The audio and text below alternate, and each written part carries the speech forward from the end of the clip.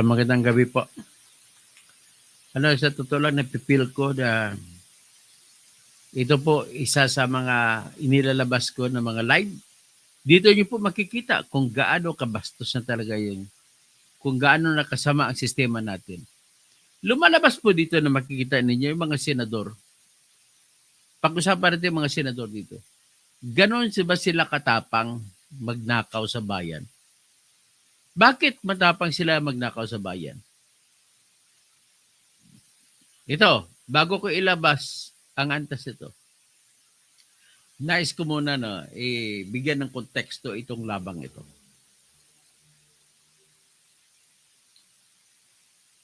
Yung pinag-usapan natin yung flood control projects.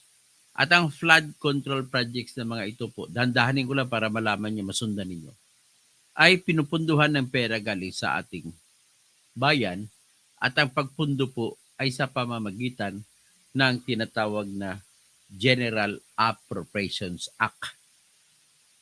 Kung sa maiksing salita, ang tawag po niyan ay budget. Kung sa pamilyang usapin, tatay, nanay, mga anak, mag-usap ang tatay at nanay. Mami, sabi ng tatay sa na asawa, ano ang pagkagastusan natin ngayon? Pakilista nga para yung sildo ko ibibigay ko sa iyo. Alam ko kung para malaman natin kukuha pa ba tayo ng sasakyan, bagong sasakyan. Mga ganong mga tanong. O mami, gusto ko may renovate ang bahay natin. Pwede pa ba? May kikitain pa ba tayo? Alam mo naman ang sildo ko. Parang ganun. Kung kulang ang sildo ko, pwede ba tayo makautang? So normally may tinatawag na financing.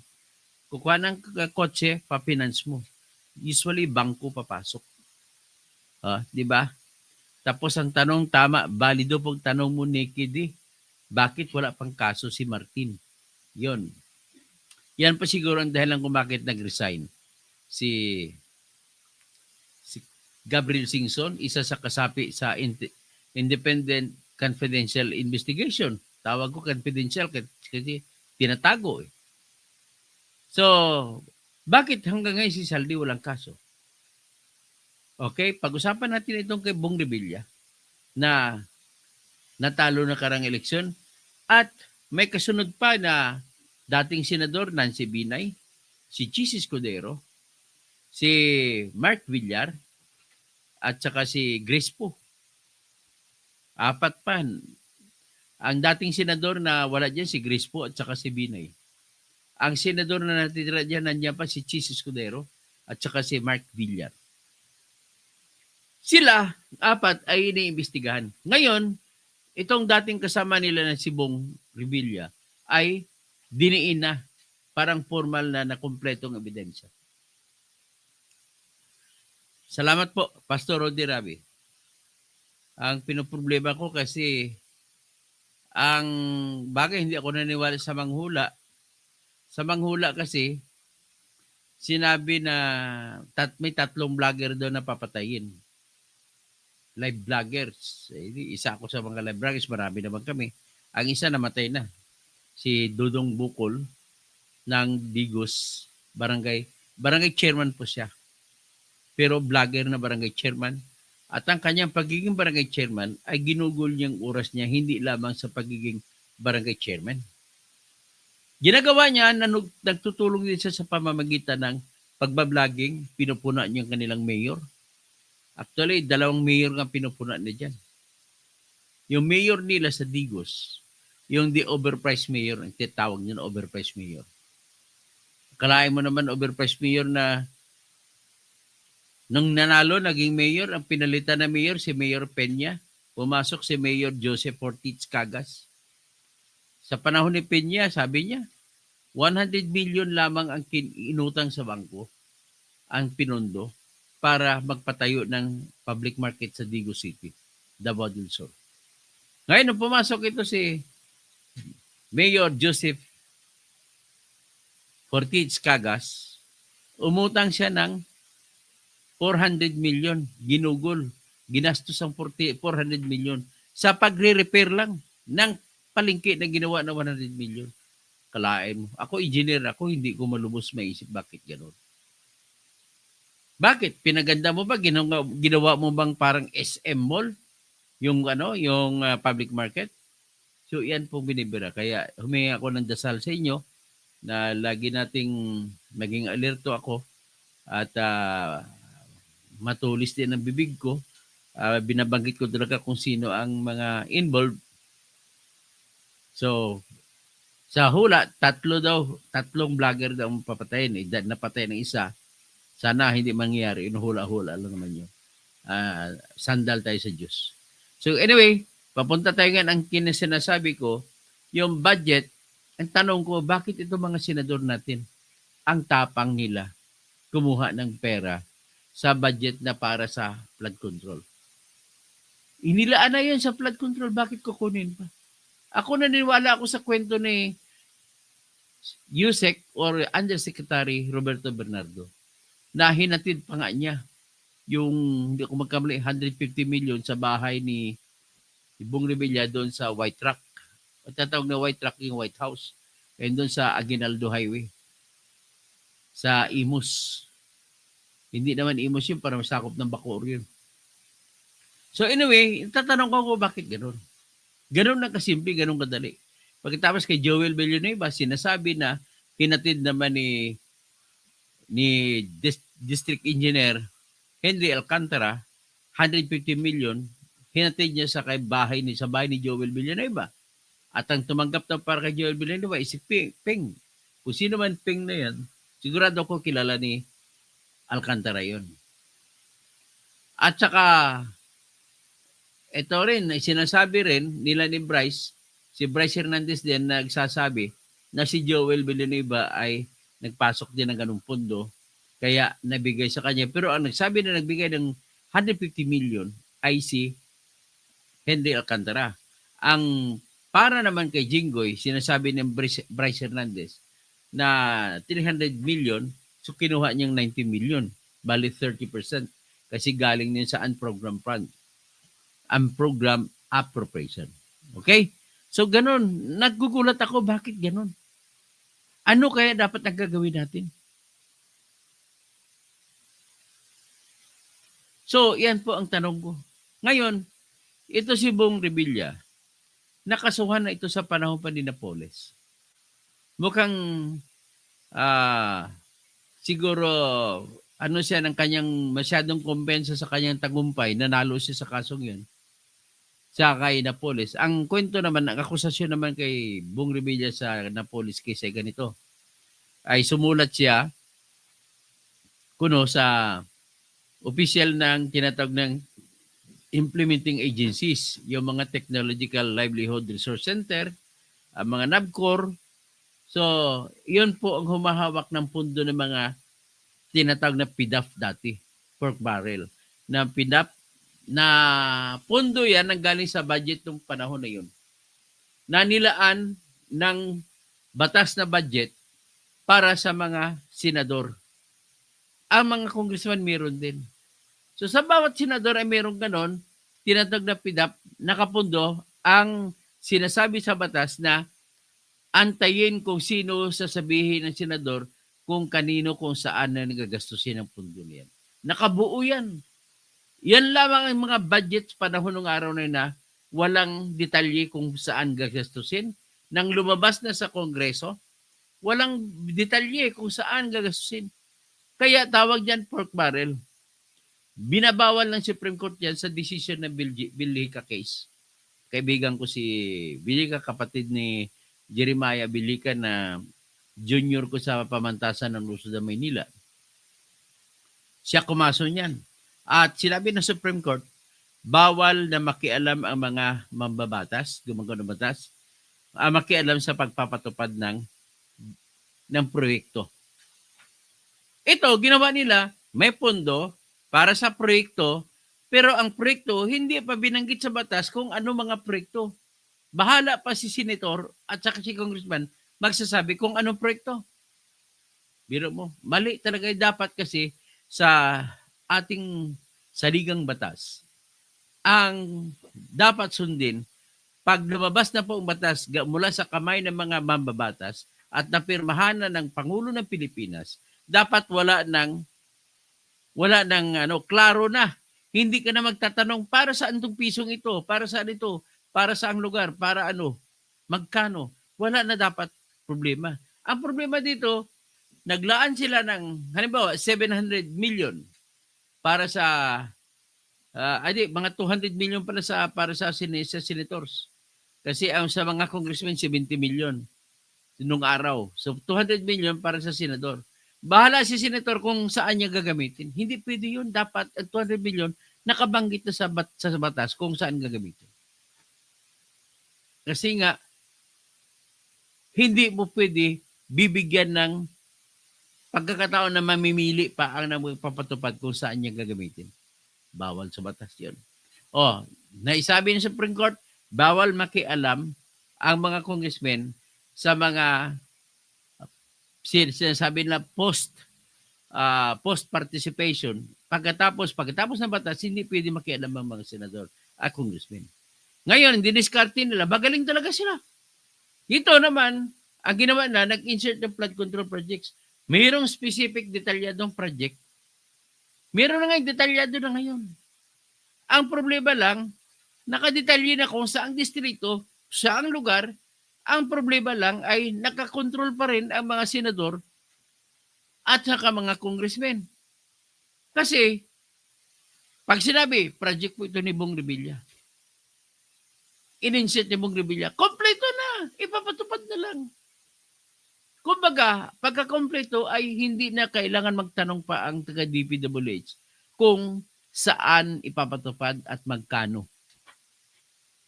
Detalyado na, may plano na. May mga drawing na sa plano kung paano susundin. Pero ito naman, nalusutan nila. Bakit? Ang ginagawa ko na sila congressman at saka senador, oy, doon yan. Proyekto ko yan. Ako nag-request yan sa kongreso para maging batas yan. Ganun ang gagawin nila. So kung ganun, tatawagan nila yung regional director ng DPWH, o di kaya secretary ng DPWH, o di kaya yung district engineer. Engineer, aking project yan ha. Ngayon, anong gagawin? Si district engineer naman, takot kay congressman, takot kay senador. So, senator, congressman, ito na po, magbibiding na kami.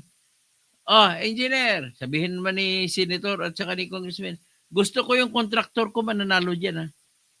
Ito naman si engineer, hindi makakontra. Dapat may sarili siyang kapangyarihan na hindi siya dapat pakialaman. Pero ang ginawa, bakit nagpapakialam siya? Bakit sumusunod siya? Kasi po ang kalakaran, bakit kasi pinayagan natin yan? Na pinayagan nila yan? Na ang mga district engineer, isang reklamo lang ng senador at congressman ay tanggal kagad sa pwesto. Yan ang kinatakutan ng mga engineer, ang mga district engineer. Pangalawang dahilan kung bakit pumapayag ang district engineer ay ganito. Sapagkat binibigyan din siya ng kanyang share. Kung ayaw niya, wala siyang share, tanggalin pa siya. Pero kung papayag siya, may share pa siya. Pangatlo, kasado na. Wala nang magrereklamo kasi kaya nga may bidding, maglaban-laban yung mga kontraktor. Ang pakay ng batas ay para makakakuha ng pinakamababang presyo ang pamahalaan. Pero ang ginagawa nila, 5 ang bidders, ang 4 diyan, ang papel niya sa buhay ay magpapatalo sa bidding. Ang lagi manalo isa. At magtataka ka, kung 96 million ang halaga ng proyekto, ang bid na nananalo ay mga 93 million lang. Bakit? Ang lapit. Di ba kung ikaw magbibidding, Juanito Topas, Parente, kung magsasali ka sa bidding, di ba dapat binabaan mo ng gusto? Kung hindi mo alam ang bidding ng kalaban mo, binabanat mo ng hanggang halos wala ka nang kikitain. So yung 96 million na proyekto, babanatin mo kung ako nagbibid noon, kapag kinumpit ko yung aking bid participation dyan, baka tatakbo pa ako sa 70 million. Pero ito, ang pagitan mula sa approved budget estimate na 96 million ay 93 million, 3 million lang. Yun naman pala, kasi nag-uusap na sila ang kalaban nila. Yan ang red flag, indikasyon na may lutuan sa bidding. Kasi kung walang lutuan, kung hatakan ng presyo pababaan, aabot pa yan hanggat 60 million ang bidding sa 96 million na halaga ng proyekto. So, yan po.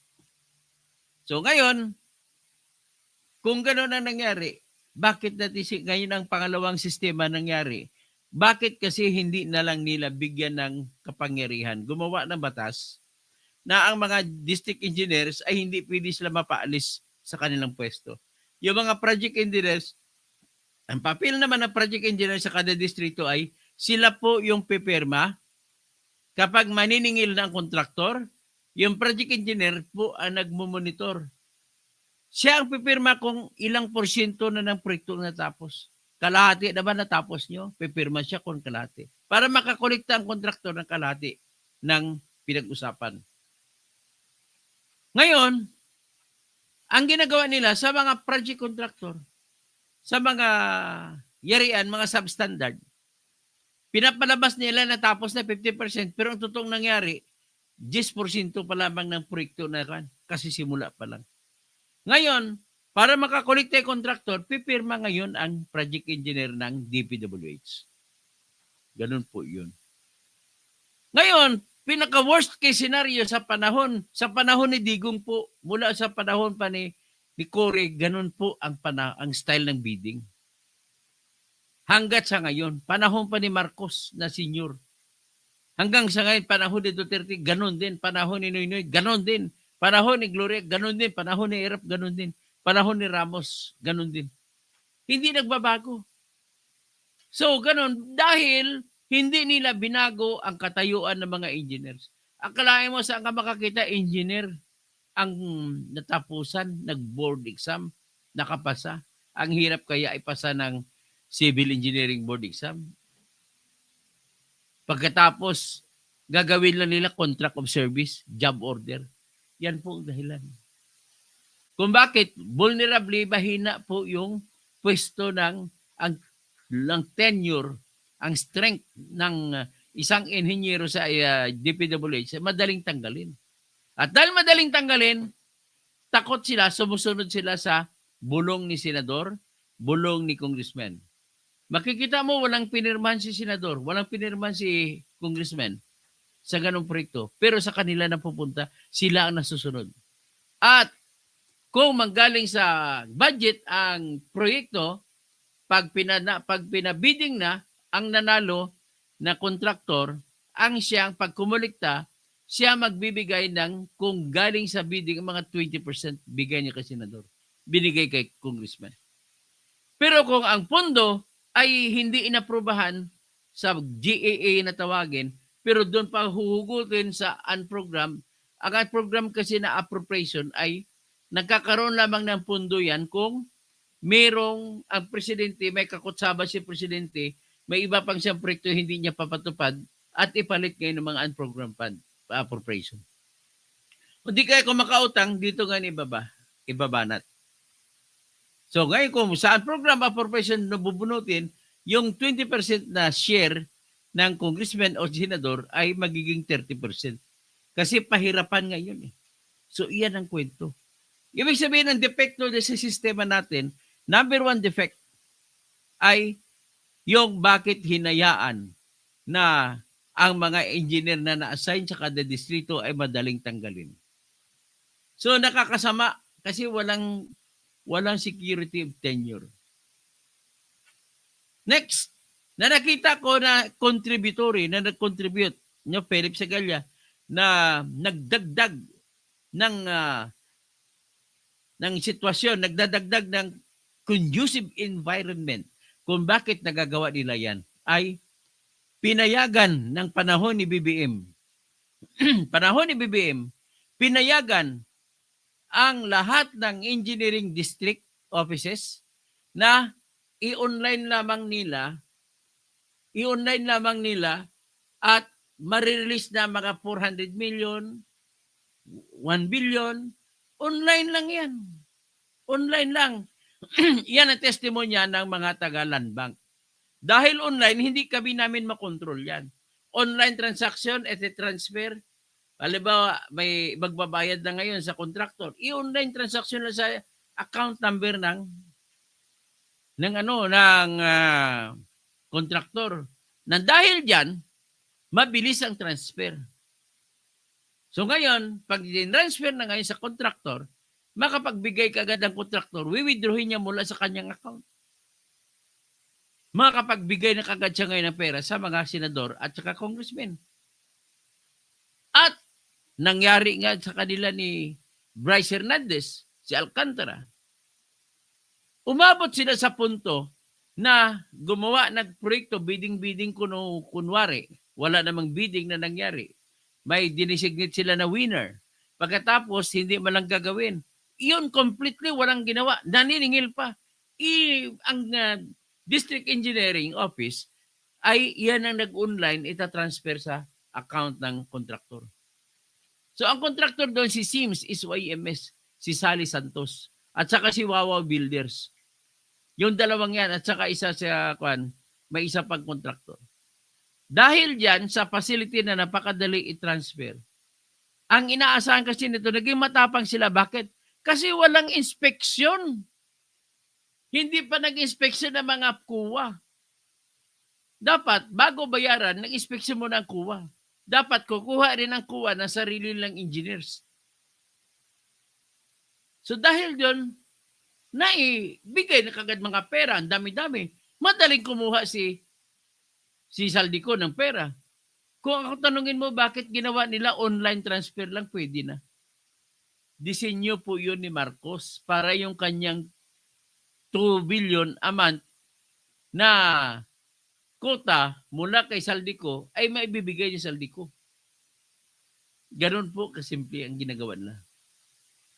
Ngayon, kay Bong Revilla, ang nagbigay pa ng pera doon ay si Roberto Bernardo. So pakinggan natin ang balita ngayon. Binigay ko lamang ang konteksto na kung bakit nagkagano nangyari. Okay? So, ito po yung balita. Pakinggan natin. Ang isang dating senador diyan nakakasa ng kaso kay Bong Revilla. Pero si Jinggoy nakahanda na rin, kakasuhan na rin, at saka si Joel Villanueva darating na niyon. Pero kay si Bong Revilla ngayon ay kanina diniin na parang mayroon ng mag-uumpisa na yan. Kaya nag-alala rin ang abogada niya. O, ito ngayon. Sino-sino itong mga bagong pinakakasuhan ng ICI sa Ombudsman?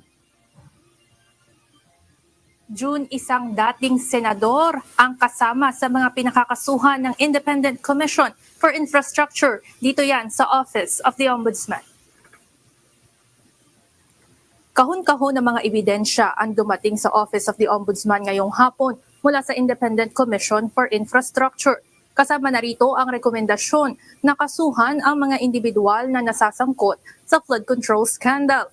Kabilang narito si dating Senator Ramon Bong Revilla, dating Special Envoy to China at businessman na si Maynard Ngu, maging sina Carlin Villa, Gerard Opulencia, Manny Bulusan, Ruel Umali, Jean Ryan Altea, Carlin Yap Villa, J.Y. De La Rosa, Mrs. Patron at Carlo Aguilar.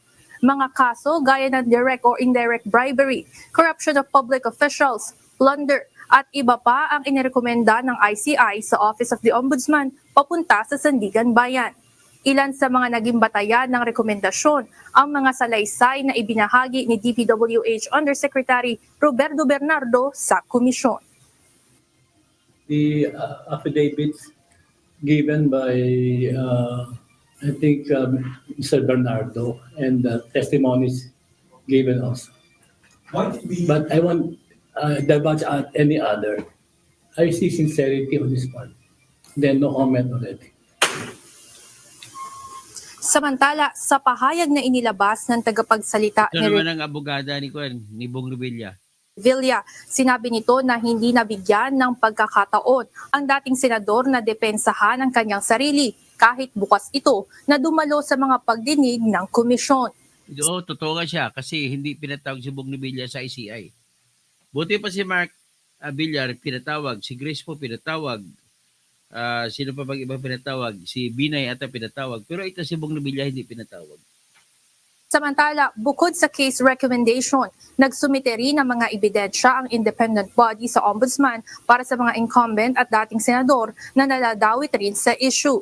Kasama rito sina Senator Cheese Escudero, Senator Mark Villar, dating senador at ngayon Makati Mayor Nancy Binay, maging si former Senator Grace Poe.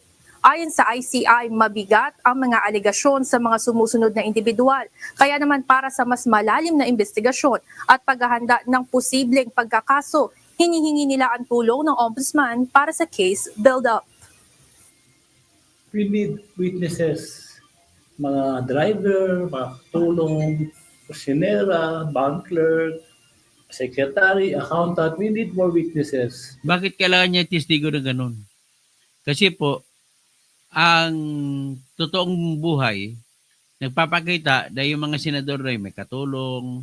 Siyempre nakikita ng mga katulong, nakikita ng mga driver, nakikita ng mga kasambahay nila kung anong galaw ng kanilang amo. So kung magbibitbit ng pera yan ng mali-maleta, nakikita yan sigurado ng driver. At yung katulong, baka maglalabas siya ngayon ng maleta, baka makita ngayon ng maleta ng pera. Parang ganun po yung logic dito ni dating Justice Supreme Court Justice Andres B. Reyes Jr. na dati kong professor sa criminal procedure sa pamantasan ng lungsod ng Maynila. Hindi ka papatuloy natin pakinggan. And then, pangalawa, we are not washing our hands from these cases. We are just joining hands with the ombudsman. Kung siya, pagtanungin mo, hindi daw siya, wala silang, hindi nila tinatakpan, hindi nila hinuhugasan ang kanilang kamay dyan sa kasong yan. In the meantime that they are investigating, we are also investigating. So two heads are better than one. Sa pahayag naman ni former Senator Grace Poe, ang referral para sa further investigation laban sa kanya ay patunay lamang na hindi suportado ang mga alegasyon na ipinupukol sa kanya ni Bernardo at walang basihan para kasuhan ito. Sinabi rin ni Poe na bukas siya sa mga investigasyon na isinasagawa ng Office of the Ombudsman. June, samantala, hindi pa naglalabas ng pahayag ang mga ilang pang individual na kasama dito sa recommendation na isinumite ng ICI sa Ombudsman. Bukod sa pagkakaso at karagdagang investigasyon na dinala dito kaninang hapon, nagsumite rin ng mga karagdagang dokumento ang ICI na susuporta sa mga nauna na nilang mga referral laban naman kina DPWH, dating Secretary Bonoan, Undersecretary Catalina Cabral at iba pang mga idinadawit na DPWH officials. Yan ang balita mula dito sa Office of the Ombudsman. Balik sa inyo dyan, Jude. Ibig sabihin, Ivan, meron pang malalaking personality na susunod na i-rekomenda. June, ayon sa ICI, tuloy-tuloy ang kanilang mga isinasagawang investigasyon. Ibig sabihin yan, mayroon pa silang mga niluluto o mga nakapilang mga rekomendasyon na ipapasa dito sa Office of the Ombudsman. At inaasahan natin na makakasama na yung mga malalaki pang pangalan na idinadawit din dito sa anomalya sa flood control projects. Jude. Ivan, alam naman natin na may mga grupo na kumu-question sa constitutionality sa SC ng ICI. Paano halimbawa maglabas at desisyon na pabor doon sa mga grupo na yon? Ano ang mangyayari doon sa mga rekomendasyon, ebidensya na nakalap ng ICI? June, kung sakali man, katulad ng sinabi mo na maging unconstitutional o ideklarang unconstitutional na Supreme Court itong independent body na ICI, yung mga kanilang naunang rekomendasyon na isinusumite dito sa Office of the Ombudsman ay nananatiling valid o magagamit pa rin dito sa opisina ng Ombudsman dahil ang jurisdiction pa rin naman ng pagkakaso ay nandito sa Ombudsman, pati na rin yung fact-finding investigation, preliminary investigation, lahat yan dito nagaganap bago nila isampa at isa pa sa korte doon sa Anti-Graft Court sa Sandigan Bayan. Sa una na rin mga pahayag dito sa Office of the Ombudsman, tiniyak na ni Ombudsman Remulla maging ni Assistant Ombudsman Clavano na ang partikular na papel ng ICI dito sa pag-iimbestiga sa flood control projects ay bigyan sila ng mga consolidated at mga maayos ng ebidensya para mas mapabilis ang pagkakaso dito sa mga nasasangkot sa anomalya. Jude. Maraming salamat, Ivan Alvarez.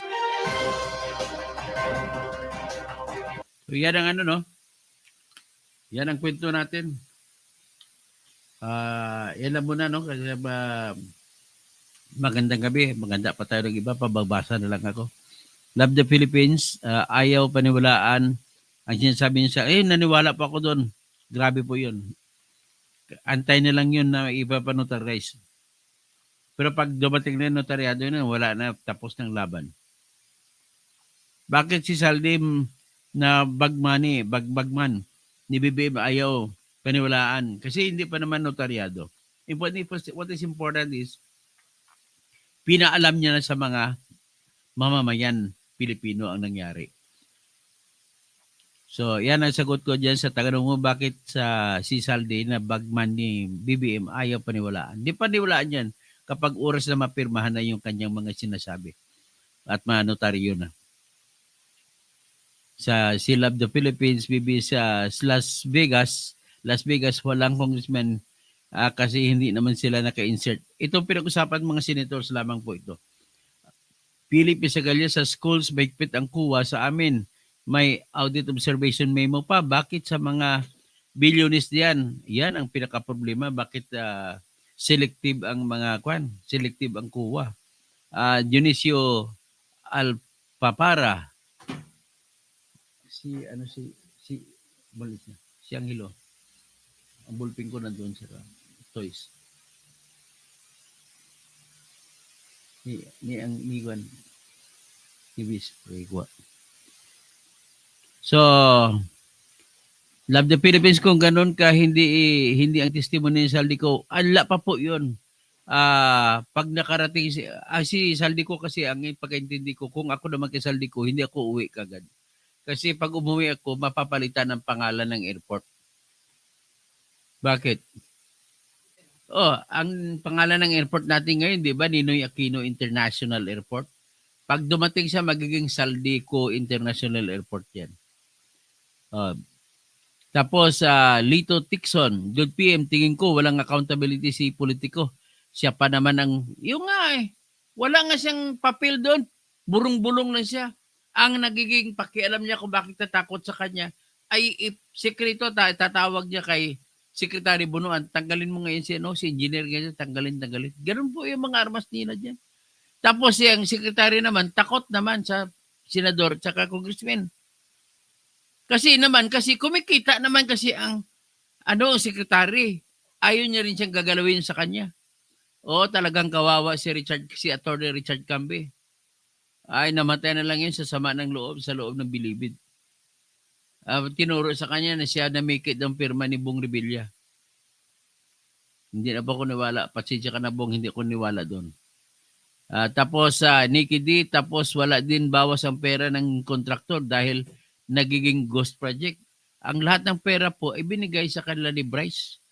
Binigay sa kanila, kinuha lahat ng kontraktor, binigyan lang 1 milyon. Ganun po nangyari. Ang kay Revilla po, pinapabalik po sa kanya, Nikki, 124,500,000 ang pinapabalik ng Sandigan Bayan doon sa kasong Napolis naman. So, si kamag-anak ko, Juanito Ortupas, the hearing is quite clear as to the report investigation. Bantayan mo lang ibang Marcos resign.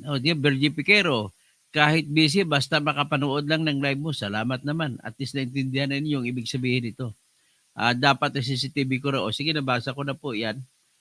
Dito naman tayo kay Cinderella. Si Cinderella, yun ang pumatay kay Percy Lapid. Tinawag niya na Cinderella si Bantag.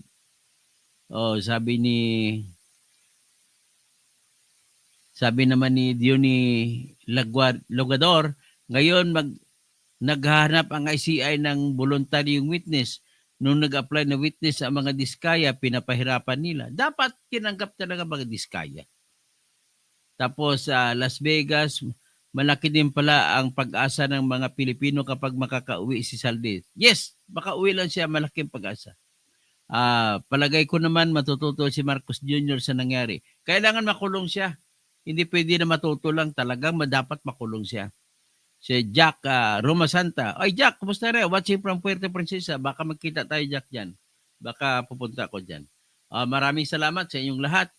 Mabalik tayo sa sunod, mga ibang